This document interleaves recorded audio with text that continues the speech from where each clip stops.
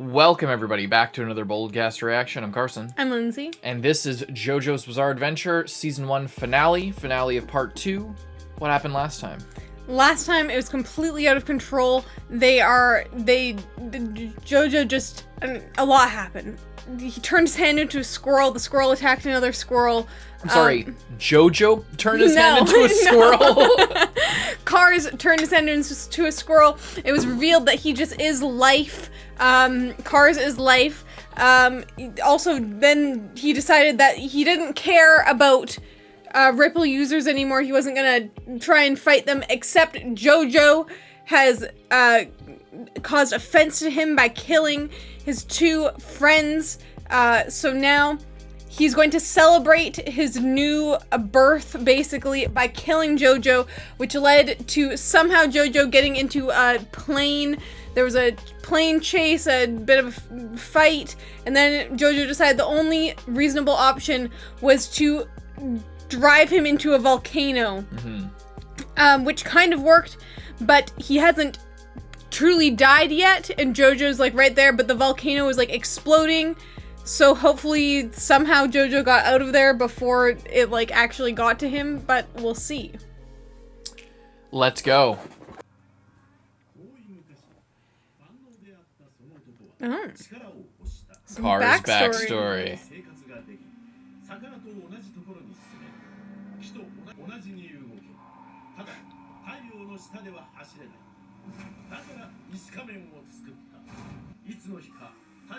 He created the stone mask.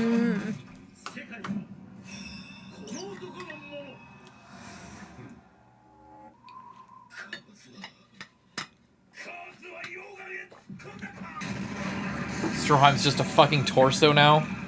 Again?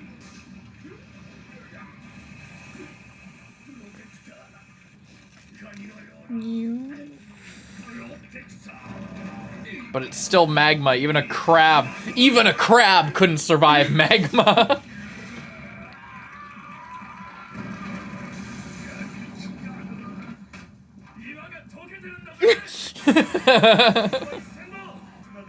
You would be burning to a crisp as well. This volcano exploded like 3 feet away from you. I mean, he'd be on fire right now standing that close to it. That's what I said. Yeah. But not even even if it didn't erupt, he's just standing next to the source of it. Little sputters like bacon grease. I don't trust this. He's gonna come hits him flying in the out of eye. there and like throw some magma at him.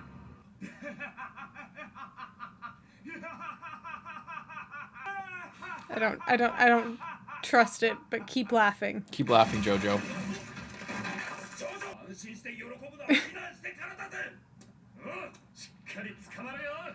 Of course, he's just gonna come out of the. Maybe a bit faster there, Joj.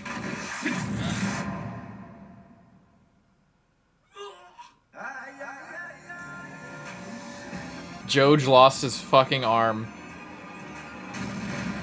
This piece of shit. Oh, it looks terrifying. Dio! Oh my god, sear it off on some of those hot rocks. Fuck. He's got his elbow.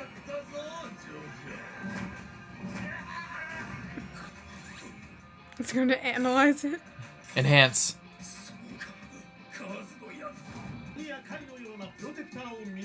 He mentioned that part. Yeah.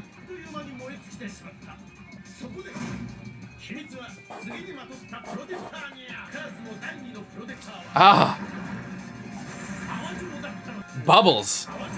Shiza! Is that how that works? Okay. Kind of like Wham a little bit. Kind of like you're still under the magma. You would just be cooked like an oven.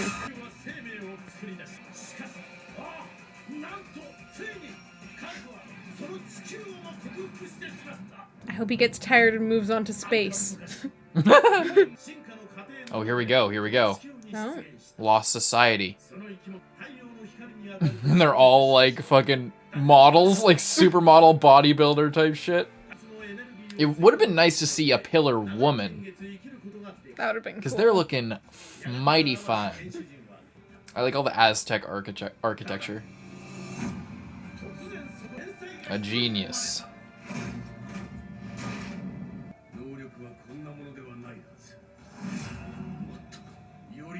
As we all know, smart people are the bane of any society, apparently. Fennec Fox.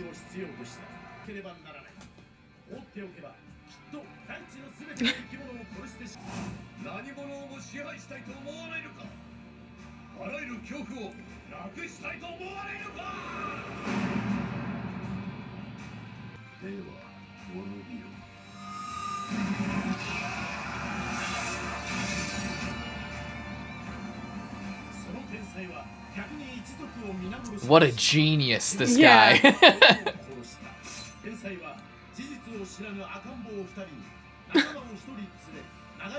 To survive. Oh, he and AC/DC took Santana and Wham.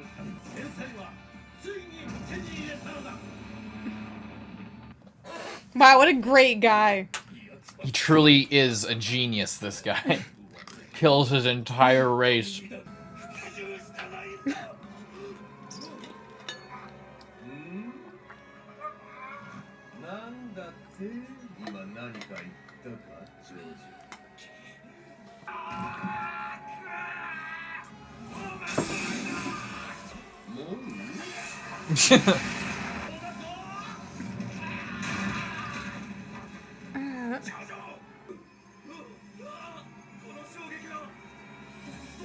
Oh shit, it's like it rebounded. He's melting. He used Hamon. He can use Hamon. How can you possibly make it out of this? How could he possibly make it out of this? It probably hurts like fuck. Cut off your leg. In for a penny, in for a pound.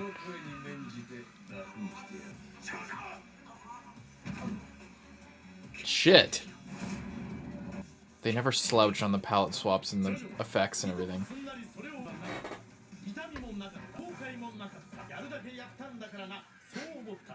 That you did.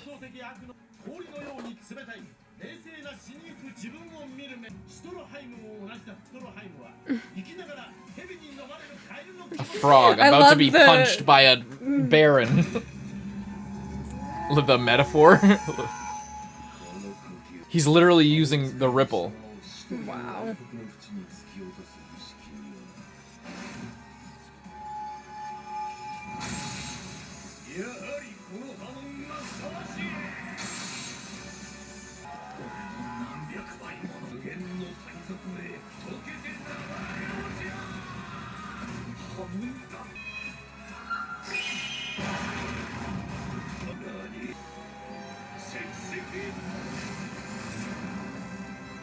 Commercial break!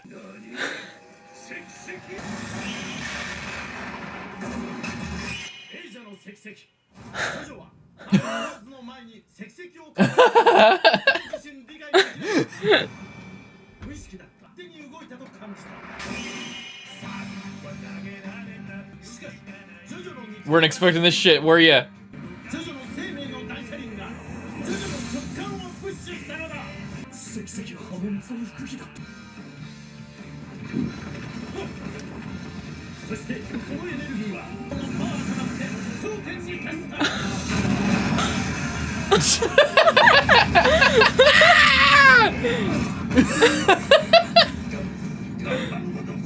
Fucking how?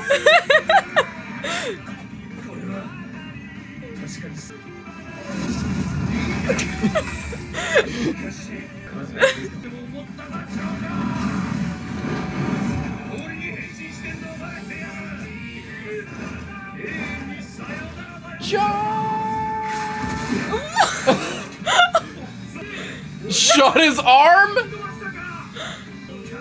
What? Oh! Oh. That's how you know you've been defeated.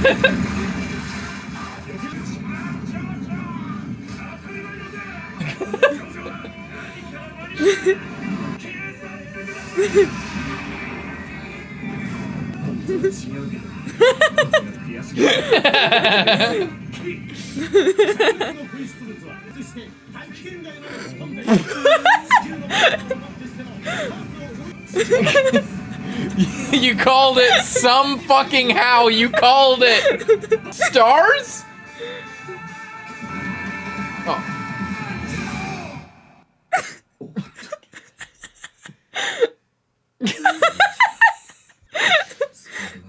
This makes perfect sense.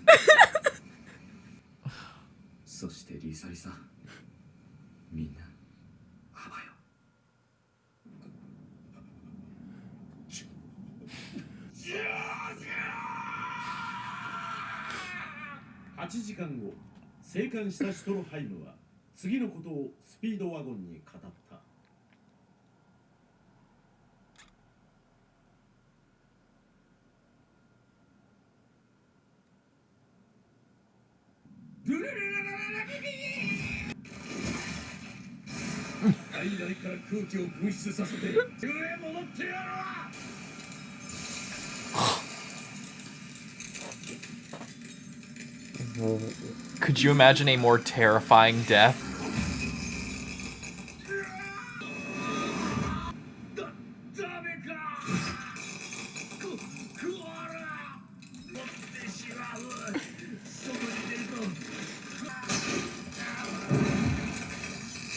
What are you going to flap?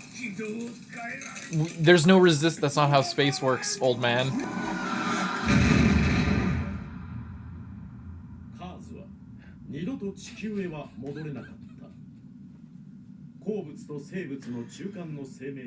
Animal and mineral.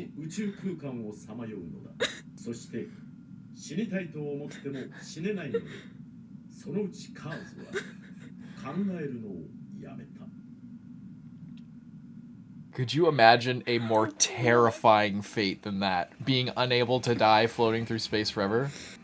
That's why you never choose immortality.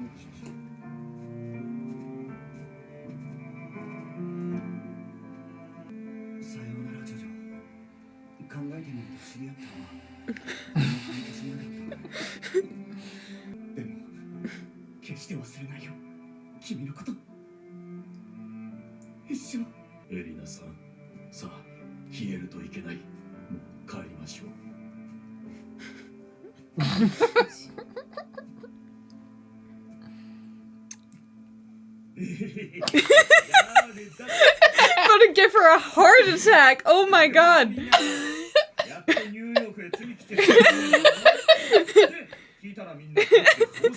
That's right, he was floating through the air for 6 months. Messina's there. Got a robot fucking hand. He's got auto mail.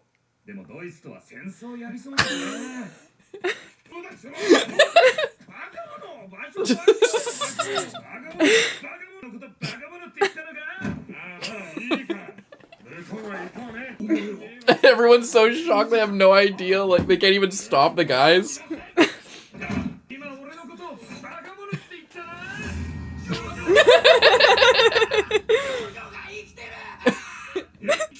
And it's immediately more colorful, you see that? Yeah. That's so cool. I never noticed that.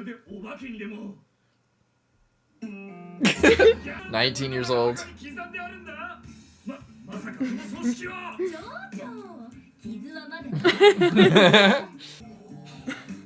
Susie Q.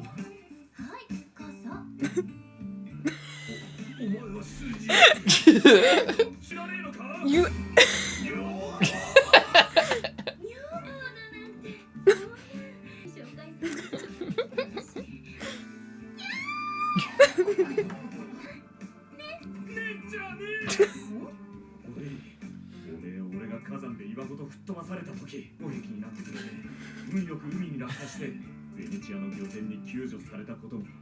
A Venetian fishing boat.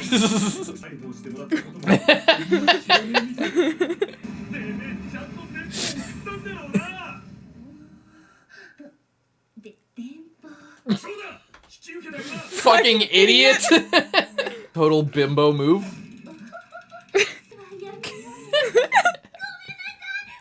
Is that implying that he beats his wife with his metal hand?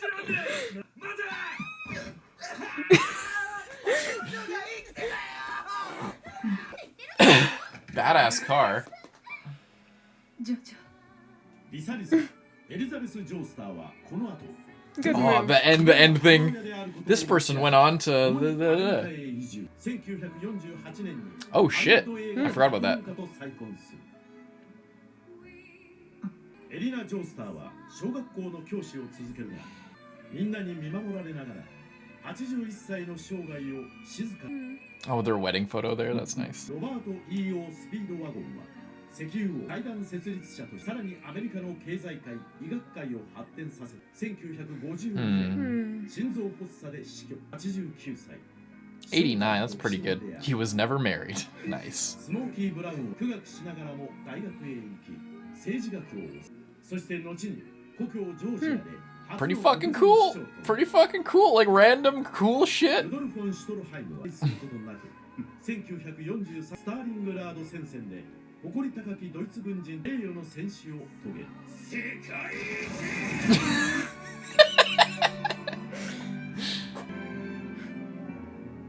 一 Oh, Jojo.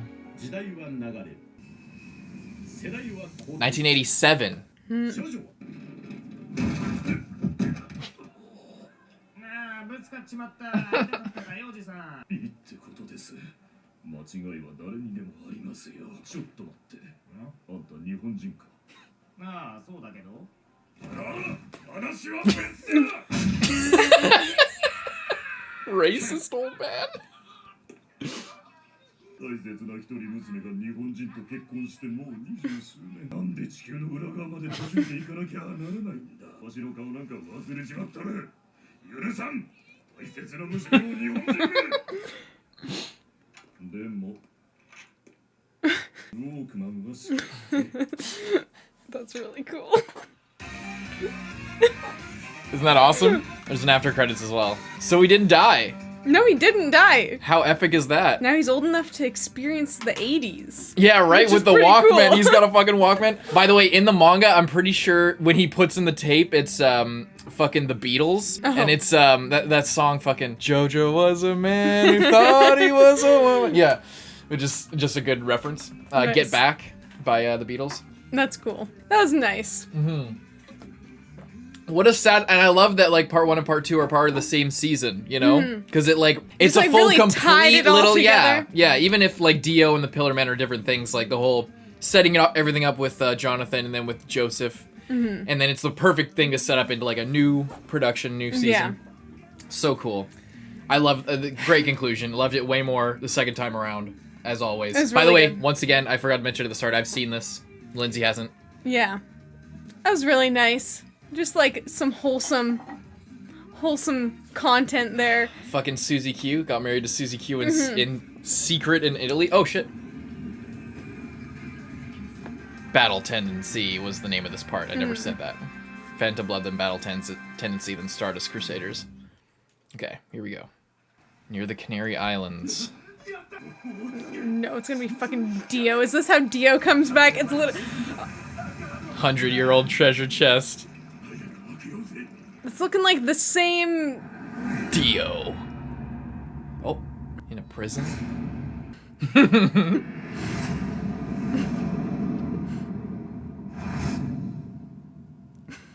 Send it up for part 3.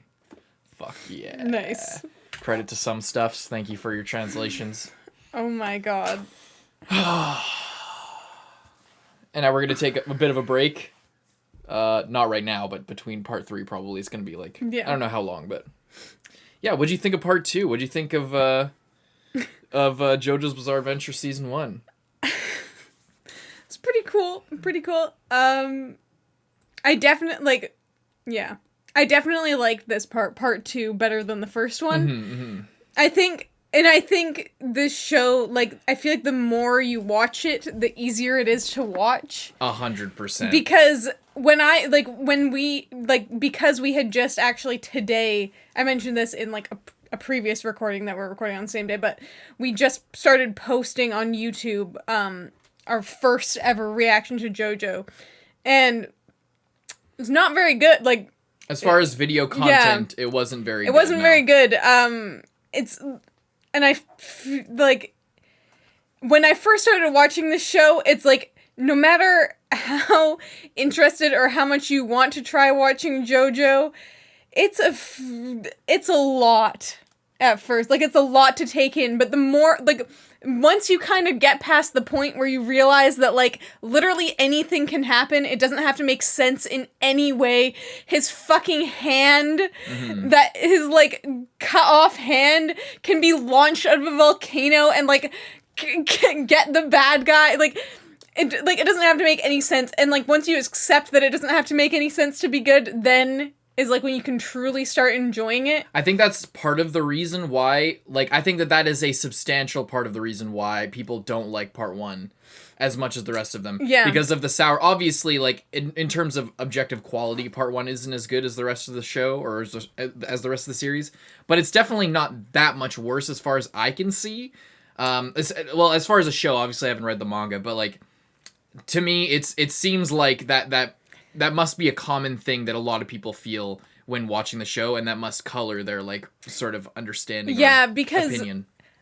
Like, I think that I just liked part 2 more, but I also think that for, like, at least the first bit of part 1, I was like, what fuck is happening? Like, literally, what is happening? I do not understand. I don't know, like, what to get invested in. I don't know what to take seriously. I don't know what to, like, what's supposed to be funny or what I just think is funny. Like, yeah. And then it's like, it doesn't really matter. It's all fucking ridiculous. Yeah. Which that's the real takeaway is that it's ridiculous, and that's what, that's what it's all about. It's not like Naruto, it's not like whatever where you need to, like, really get invested in the stakes and everything. It's like the stakes are so basic that, like, there's no you don't need to think very hard about, like, what the risks are to each given situation. It's kind of apparent, like, that if the vampires win, things are going to be worse, and if the people win, it's going to be better. And that lack of nuance is in some ways kind of dumbed down. Like, it's kind of it's not very nuanced. Like, right? But, like, that, in a way, that's what allows the things that are good about it to shine. Like, the JoJo's isn't about being super nuanced or telling a super impactful and deep story. It's about style, and it's about entertainment at its core. It's about fun. That's what it's actually about. It's the only, like, shonen that I can point to where I'm like, this is, at least I haven't seen Gintama, but a lot of people wanted us to watch that as well for I think similar reasons, but it's just about fun. There's, like, there are times where it's really epic and crazy, and I think it gets more into, like, battle shonen-y type stuff as it goes along, like with part 3 especially. But it's just about having fun and, like, exploring these cool powers and, like, what the fuck is even happening. That's the whole point.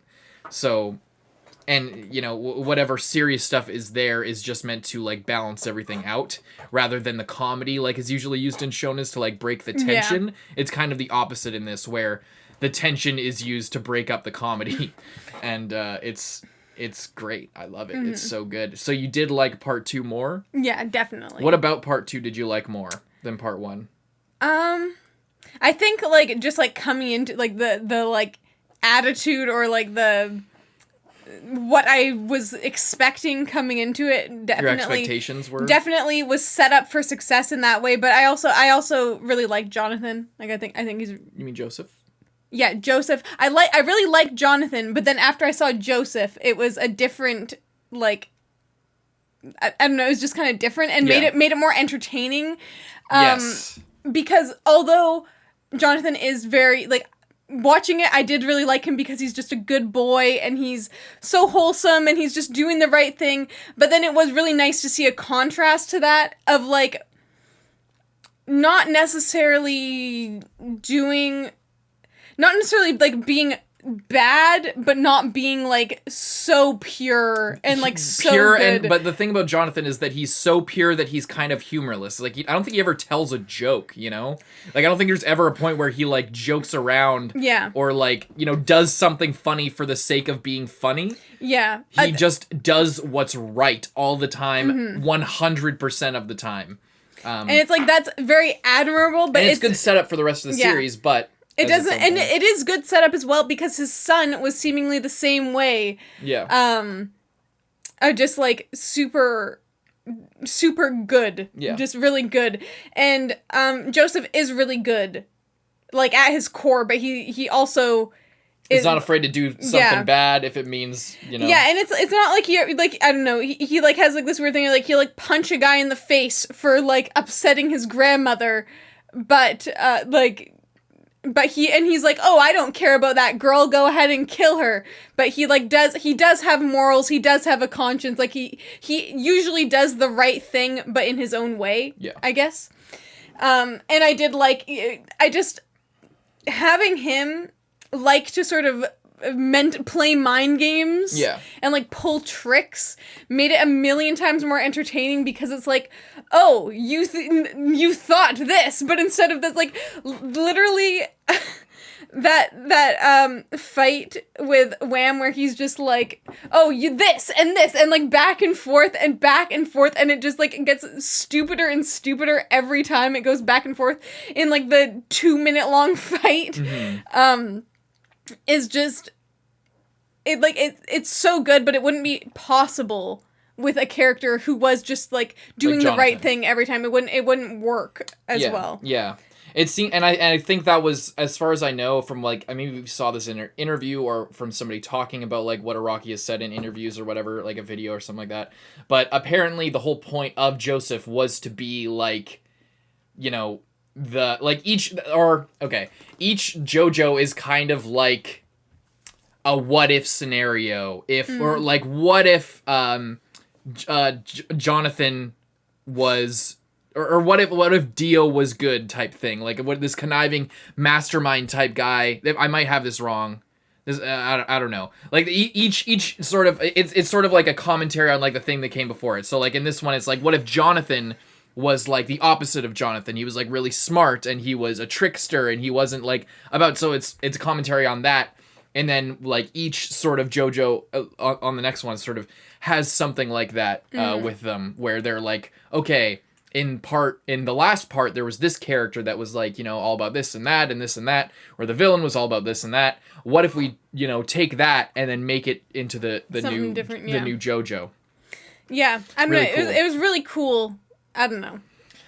It's just good. It's just good shit. Like, and it's amazing how good it is for how dumb it is. Like, there's a lot of it, especially in the genre of shonen. Like, for something to be this good and so simple and just say fuck it. Like, it's just how it says all of these rules, all of this like hardcore power system, like power scaling, all of like. How Araki is just like, fuck the rules. I'm gonna do literally whatever I want week to week. I don't care about what I set up like 20 chapters ago. I'm going to do what I want, and like it doesn't matter what, like, the consistency because as a writer, because he sets this tone of like, listen, I don't care. Like, so you shouldn't either. Don't worry so much about all the details. Don't worry so much about all this shit. Just have fun with me. And, because that's what I'm making this for. I'm making this so that we can have some fun, not so we can take everything so seriously.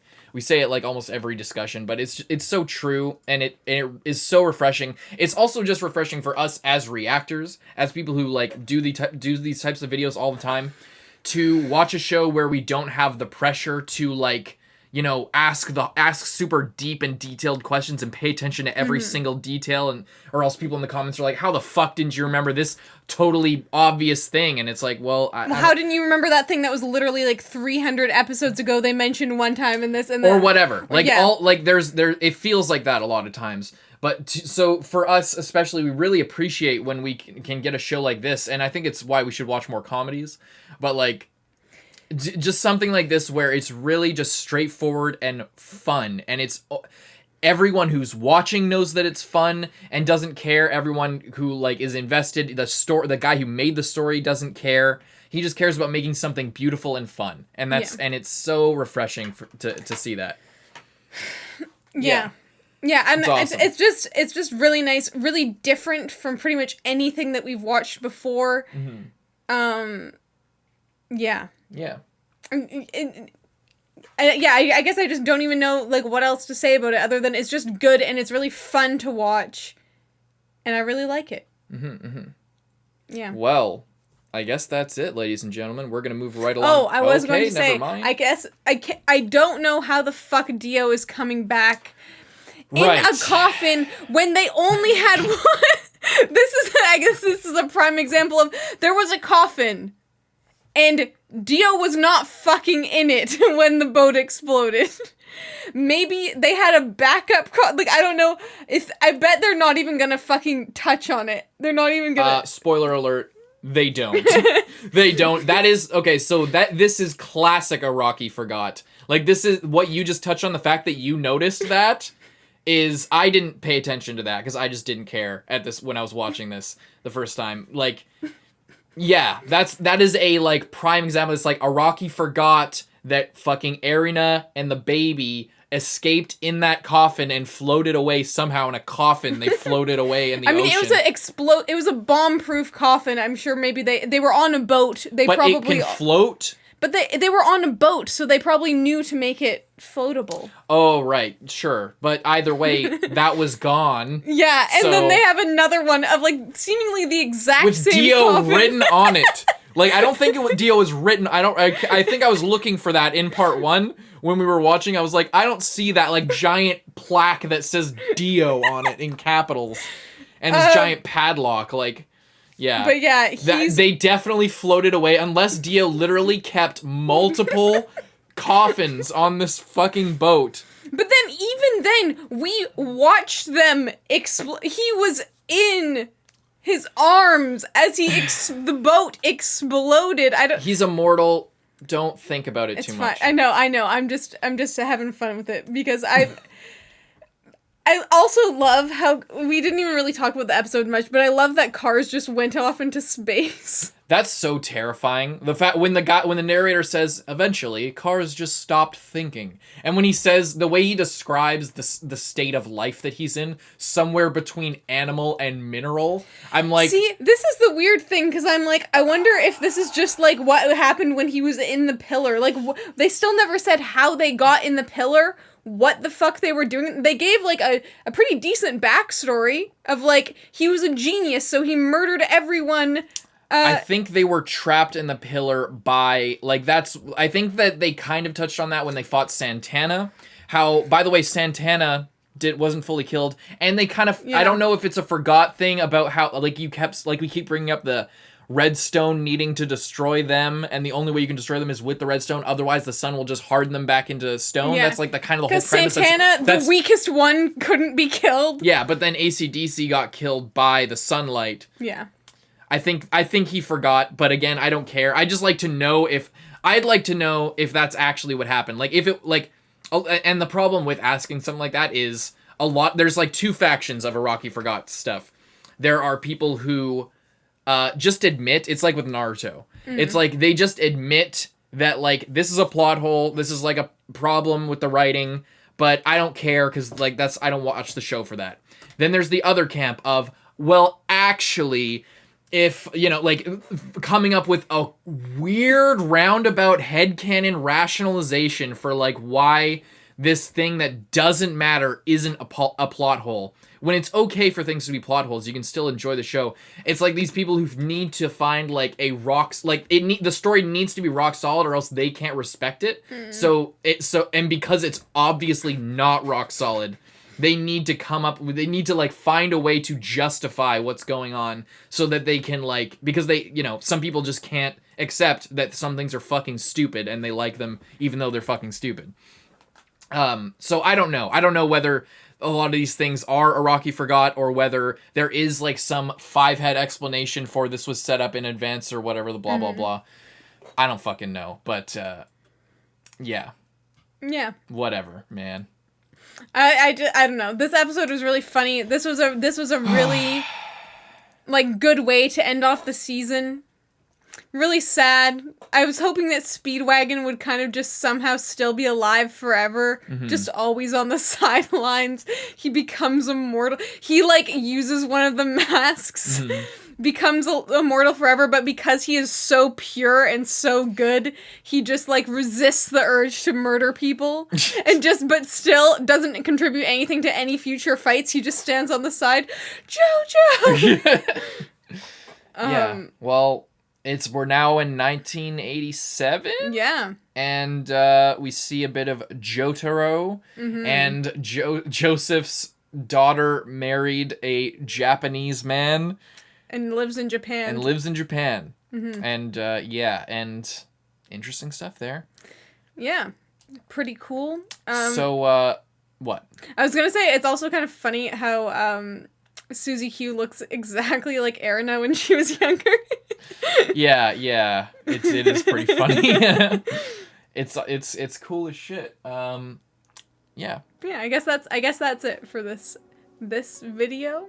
Thanks for watching and sticking with us on this journey. We're going to be reacting to part 3 soon. It might be up on our Patreon right now. It might not be. I don't know. Check it out on our schedule on our community tab. Yeah. And have a good day. Goodbye. Bye-bye.